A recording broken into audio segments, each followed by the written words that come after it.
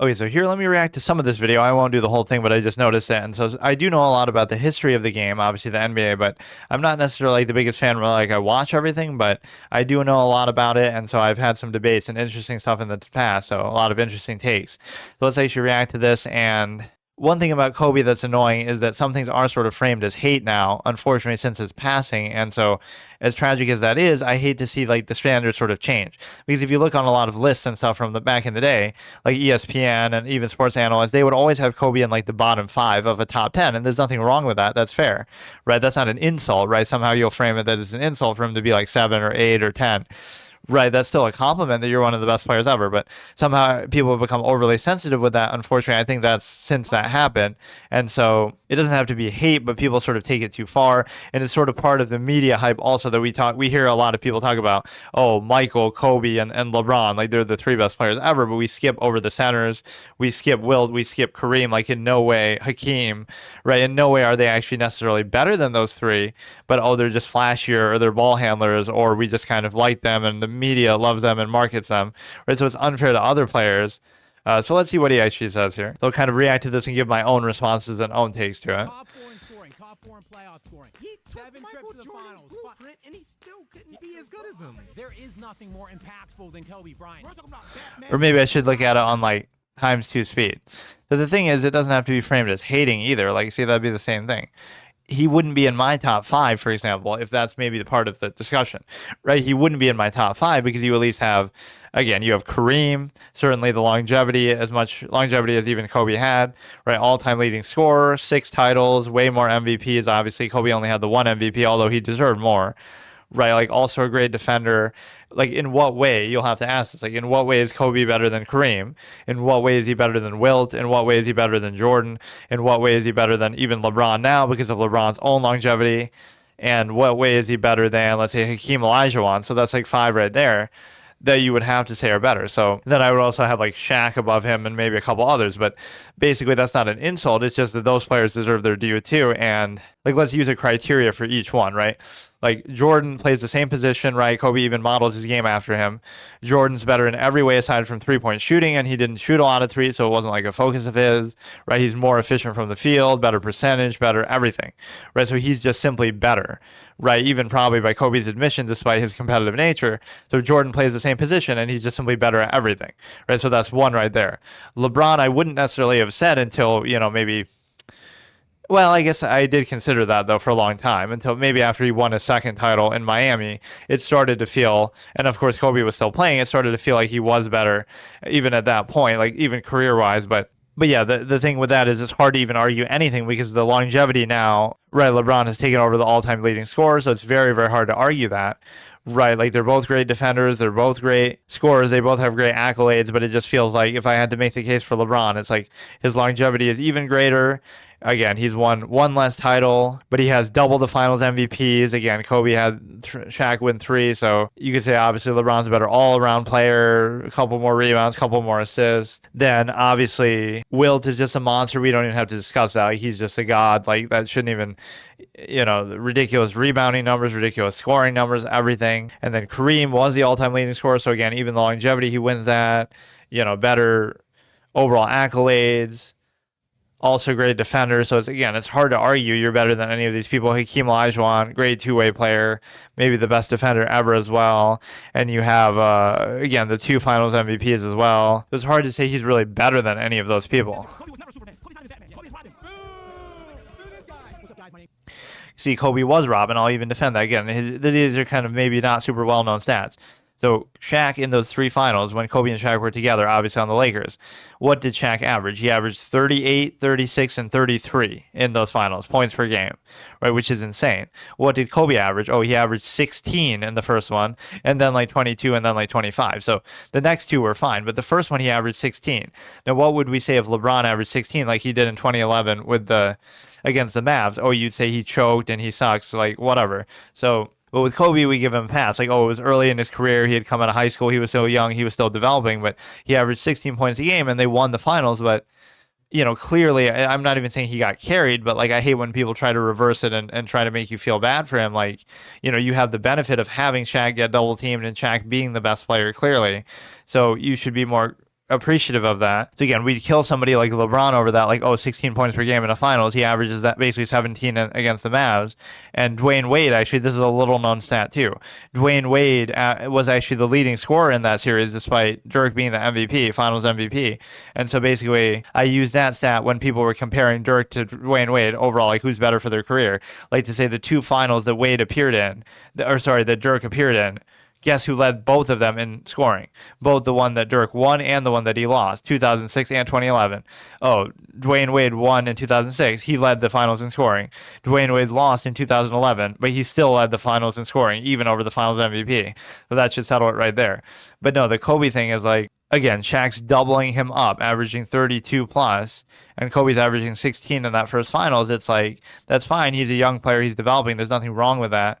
But again, if the Heat had won in 2011 and Dwayne Wade was the leading scorer and LeBron's averaging 17, we would say, oh, he's getting carried. So it's kind of a different standard.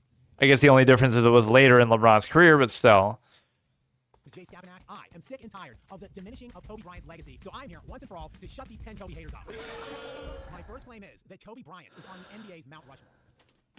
Yeah, see, I would disagree with that because, again, there's so many people you're kicking off. I feel like a lot of this has to do with media hype, right? You would not have Wilt or you would not have somebody else like the bigs, or you got to have at least a couple of bigs. Put Wilt and Kareem both on there, right? Or if you want to do one by position, put Wilt. I'm okay with you saying that Kobe's better than Magic Johnson and Larry Bird. In fact, that's something I've maybe changed my mind about over the years, that I would consider usually Magic at least better than Kobe. But then over time, because of my appreciation for defense, I have to give it to Kobe because as great as Magic was, he was at times even a liability on defense. That's something the point guard position often struggles with, like Steph Curry. Even like neither Curry nor Magic were very good defenders. They led the league in steals, obviously, but that doesn't translate. Obviously, James Harden led the league in steals, but no, they were both liabilities, especially Magic, like where he's big, but not big and strong enough to really bang with the centers and the really tough bigs. And he's also not quick enough to keep up with the faster guards like Isaiah Thomas and stuff. So he ends up being kind of an odd one out where he, was sort of they would hunt him sometimes on offense, like that he was just a liability on defense. But no, I don't like this framing of they're like, oh, you have to defend his legacy. Like, nobody was saying anything like that before. So we're acting like everything is hate now and trying to prop him up too much. And I feel like it's definitely a psychological effect. I hate to say it, unfortunately, of the tragedy that happened. Like, because again, I feel like people are trying to prop him up more because of that now that they wouldn't have felt the need to do. Like, we all know he's great, but I don't know. I feel like some of it comes from that. I do know that. Let me rattle off the full okay, go for it. We got Bron, of course, Jordan, Kareem Abdul-Jabbar, Magic Johnson. At least Kobe looking up at said mountain now, doesn't it? Why do you have Kobe Bryant beneath? So Magic, I would even disagree with. You don't need Magic in there. So I would actually disagree with the Magic one. Put Wilt, put Kareem, or I mean Hakeem. LeBron James, who was drafted when I was learning multiplication tables, he is getting ready to play for your Lakers right now. That's an unbeatable Mount Rushmore. And all due respect to Kobe, he's looking right up at that. Yeah, what would even be mine? Like, I don't really care about position, so I would just do it by like the four best. Like, why would I care, right? So Wilt, Kareem, Jordan, and you could put LeBron if you really want, right? Like if I say that's my top four, right? So LeBron, Jordan, Wilt, and Kareem. If you want to put a point guard, you could put Oscar or somebody, Magic. Why you're getting why Kobe Bryant is arguably above every player you just mentioned, other than Michael Jordan himself. Kobe Bryant exists as the most total package in NBA history, outside of arguably Michael Jordan. I don't know about the total package thing. Arguably the greatest, top three all-time scorer, undeniably. He is an elite two-way player, and guys, look, ultimately, I'm not here to talk about. I do love his defense. That part gets underrated. That's why I say he'd even be better than Magic. I'm sorry, let me check that. Is the most accomplished player in the postseason when it matters most, outside of only Michael Jordan. He went to 7 finals, 1-5. How could he be more? How could he be more accomplished than Bill Russell, who won 11 championships, or countless other? That he had, and we'll get into the Shaq claims later. When you look at the requisite amount of supporting cast that he had, coupled with the opposition that he faced, no one, arguably even outside of Jordan, accomplished as much. Therefore, I'm just here to say what he did. Kobe Bryant, top 3 scorer, all-around great player, and went to 7 finals, 1-5. Okay, so when you said all-around player, y'all notice I conveniently left out passing, right? Just conveniently forgot that you have to give the ball to the other team, something Kobe Bryant wasn't a fan of, except in 2006 Game 7 against the Suns, where he decided that's all he wanted to do. Mr. Mamba mentality himself decided, you know what? I don't feel like playing offensive basketball today. I'll let the other 4 of y'all do it. Now, if we're talking about the 7 trips to the finals, I don't like how as a basketball community, we give players credit for the times they didn't make the finals. So all of a sudden, it's a bad thing that LeBron went to the finals 10 of his 23 years, as opposed to Kobe Bryant, who went for 7 out of his 20. Firstly, Kobe Bryant was not a starter in the NBA. NBA till he was age 20. He ruptured. Hold on. Kobe Bryant was because he was traded from Charlotte to the Lakers. Therefore, he did not get into the starting lineup. He did not get into the starting lineup until his age 20. Yeah, see, this is a bad argument because it's like, oh, well, LeBron just started.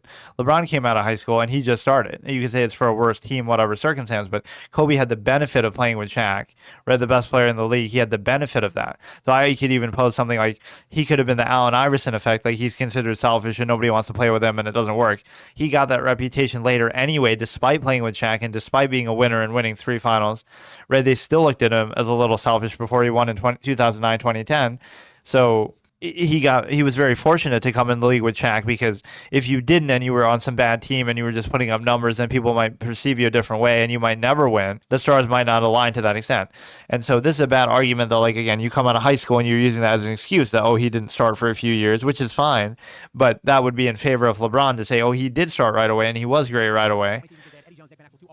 He then ruptured his Achilles at his end of his 34th season, right? So he didn't get the postseason run that year. He had a season-ending injury the year after. He had another season-ending injury the year after that. Really, when you look at it, Kobe Bryant had 13 times that he could get into the playoffs as a starter and go at it. He went to 7 finals in the 13 years and won 5 of them. LeBron is entering healthy year 23, and he's only won 4, and he had a better supporting cast than Kobe Bryant, and he faced weaker competition than Kobe Bryant did to win less. He didn't even have a better version of Shaq than Kobe. You talk about supporting cast. And on top of that, you're eliminating years from Kobe Bryant's career because of injury and he wasn't good enough to beat out Nick Van Exel and Eddie Jones. These are not positives, my man. These are knocks against Kobe Bryant's career because he wasn't good enough to crack the starting lineup coming out of high school, unlike LeBron James. And then at the end of his career, he ended up getting injured. Again, unlike LeBron James. Because Kobe is not loaded. Well, the injury thing I would never count against you, because, like, sometimes people say, oh, this player took care of their body, this or that. Like, I look at Kawhi. I don't think Kawhi does anything really noteworthy, bad. Like, I don't think he's lazy or doesn't work out or doesn't take care of his body. So that's just bad luck, right? So I wouldn't hold that against you that, yes, LeBron has been very fortunate with not getting injured. So that's not really to his credit. I'm sure he takes care of his body, but a lot of other people do, right? It's just sometimes bad luck. So the injury thing I won't. Kobe Bryant, when he ruptured his Achilles tendon, played in 46 minutes per night in the last 8 games of the season leading into the rupture in his age 17 season. And that's at least good fair point, because Jordan would do that too. A lot of older players would do that where they would play a lot more. Kobe Bryant, that Mamba mentality, that competitiveness that LeBron James doesn't have, never had, that forced Kobe Bryant to prematurely end his career because he was just that damn competitive. Kobe Bryant may be better than certain players, but when I look at Mount Rushmore, I'm going to look more about players that changed the game. So I'm going to give you 4. Well, obviously, you're going to have LeBron James. LeBron James arguably responsible for positionless basketball. Let's also talk Magic Johnson. Magic Johnson created run and gun offense. Let's talk about Steph Curry. I guess I disagree with the point guards because I don't think they're good enough. Like we're talking about two-way players, right? To be on my Mount Rushmore, you have to be a two-way player. So Wilt, great shot blocker, great defender, not given enough credit because he was so great on offense, and blocks weren't even recorded, right? Kareem was a great defender. Jordan was a great defender. Even, yes, Kobe was a great defender. LeBron's a great defender, though, too. Hakeem Olajuwon, those are all great defenders. So Curry and Magic were not great defenders, so they wouldn't be, right? They would be excluded. Why I say that? Shaquille O'Neal arguably made the most dominant big man. During his era, teams had to build themselves in order that wanted to beat Shaq. You had to have 3 legit centers just to have enough people to give enough fouls to handle Shaquille O'Neal. Kobe Bryant is more so a clone of Michael Jordan in the sense that he gets a lot of extra hype from Mamba mentality. But really, that mentality was Michael Jordan. He looked up to him throughout his whole childhood. That was his hero. That was the reason why he entered the draft early, because he thought there was a rumor Michael Jordan was going to retire, so he wanted to play for him. Kobe Bryant certainly a great player, but he did not truly change the game of how it was played. Yeah, that's totally fair because nobody ever said that either. Like they always praise Kobe, but not only did he not change the game, but you could say again he cloned. That was actually a very, very good take. He cloned. Right, he's trying to copy Jordan and feed off the same thing, which is fine. But now, if you want to look at how people change the game, again, it's not who you are underneath, it's what you do that defines you. I'm looking at impact. Kobe Bryant led. He just quoted Batman Begins. There's only 3 human beings in NBA history that have done that. Wilt Chamberlain in the 1960s, Kareem Abdul-Jabbar. Yeah, so why isn't Wilt? Why have you not mentioned Wilt? In the 1970s and Kobe Bryant in the 2000s. That's it. Nobody else. Not ever. Not LeBron James. Not Michael Jordan. Kobe Bryant. And in that span of time, from 2000 to 2010, an 11-year span from the finals in 2000 to 2010. Well, to be fair to Jordan, like, okay, he entered in the mid-'80s and then he retired in the '90s, so it would have been, but obviously. 7 NBA finals and won 5 of them. While making 9 All-NBA first-team defensive selections during that span of time. There simply isn't more people. There's no more than one accomplished than Kobe Bryant in NBA history. You're talking about changing the game. Let's talk about impact on it. Or even the all-defensive teams too. They didn't exist for a major part of Wilt's career, so he would have made a lot more. Right, I forget exactly when they were introduced, but they weren't there. So both that and the shot blocking are excluded from Wilt, which isn't fair to him at all. You mentioned the Mamba mentality. You poo-poo it. You roll your eyes at it, but it is transcendent. It not only still transcends basketball even after Kobe left. It's gone on to other sports in other leagues. Let me tell you a quick little story here. When the LA Chargers freshly relocated back to LA, Kobe Bryant came in to talk to the team. Okay, whatever. But it seems interesting. Maybe we can react to stuff like this. If this gets 10 views, I'll react to more.